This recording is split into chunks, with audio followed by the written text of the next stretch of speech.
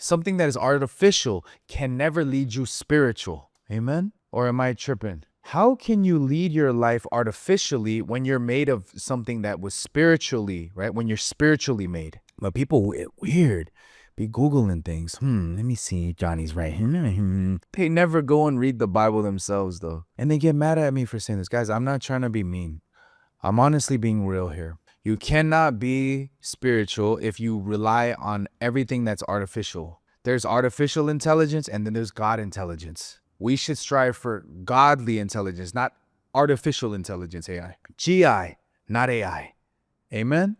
Hallelujah. Somebody waited in line at my New York event. People have been waiting out since 12:30. The event started at 5:30, so they waited for 5 hours, listened to the gospel, everything else. It ended around 9 o'clock. I took pictures with everybody there who waited in line, and this person waited until I took pictures with everybody, came and asked me a question and said, Johnny, I have a question. Proceeds to pull out his phone and says, I'm using AI to encourage people who are scientifically, logically minded and show them that the Bible is in science and scientifically explain it to them. What is your opinion on that? Do you think it's okay? And let's see. So he gives it to me. I read it. And I'm like, okay, the first line is already wrong. It's a breakdown of Genesis. Genesis chapter 1, verse 1. Bereshit bara Elohim, right? As I'm explaining to this. Bereshit means with the beginning, not in the beginning. Bara Elohim, God, obviously, plural gods. I'm explaining this. And the brother sits there and I can see he doesn't like that. And I tell him, the reason why questioning God, why trying to make things make sense in confirmation bias God, why opinion shopping God is an evil and scary thing, is because it plants the seed of distrust. And he's kind of like, For example, we are finite individuals. We can never understand Jesus and God fully because he's infinite, we're finite, we're limited, he's unlimited. To then encourage the behavior foundationally and operationally as confirmation is dangerous. Because what if God can't confirm things in your little brain? Are you then not going to believe? Yes, you're not going to believe. That's what happens with people who are logical. When logic begins, faith ends. When faith begins, logic ends. So I was trying to explain that to the brother. What's scary is although you have good intention, you are physically training people to rely on AI and then accessorizing God behind that and saying if it makes sense to you and everything can be explained, even the unexplainable, then that removes faith foundationally. That's what I said. And immediately face turns, right? It's not removing faith though. How is it removing faith?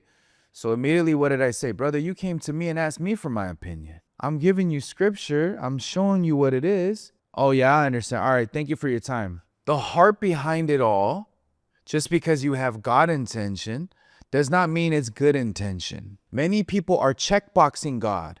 You should be convicted. Do you know what checkboxing God is? Okay, God, I'm going to pray to you. And if you make it make sense here, here, and here, or you show me a sign here, here, and there, then I'll believe in you. But if you don't show me, and if I don't understand, then I'm not going to trust you. Do you guys not see a problem with that? Major big problem. Huge problem. We don't walk by sight, we walk by faith. And faith is the substance of things hoped for, the evidence of things not seen. But people are trying to see things and confirm things, opinion shop, before they actually believe. It is faith first, guys.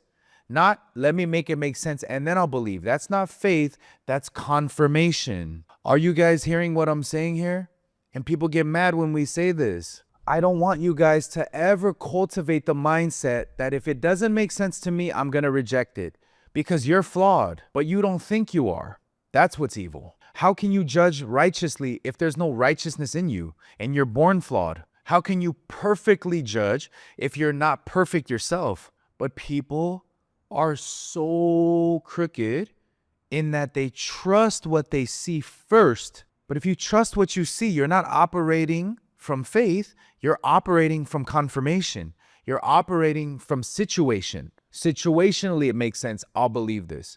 If this church makes me feel good and I see them and I see their fruits and I see this, and that, then I'll believe it. The gospel was never to be understood. It was always to be accepted. Likewise, the Bible was never for us to understand, because how can we understand? How can I pour the ocean, which isn't even infinite, into a glass cup that's 2 liters big, or, or 1 cup size? And that's what we're trying to do with God, is we're trying to sit there and rationalize and conceptualize God and accessorize God and mold him into our frame of thinking. No, we are to mold ourselves to God. We're trying to mold him to us and then slap a label of that's what faith is, and then losing. Makes sense, guys? Why would I explain something if you're not even listening to what I have to say anyways?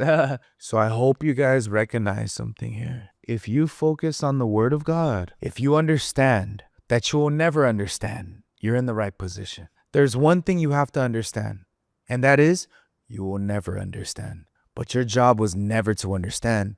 It was always to accept. Put that on a shirt. Put that on a shirt, palabra. Understand what I'm saying, guys?